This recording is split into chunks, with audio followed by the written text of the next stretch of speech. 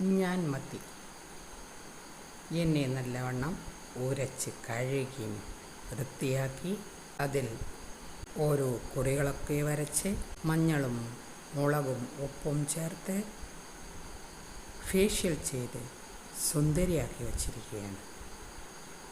ഈ സുന്ദരിയായ ഞാൻ അല്പസമയത്തിനുള്ളിൽ ഫ്രഷായി വരും.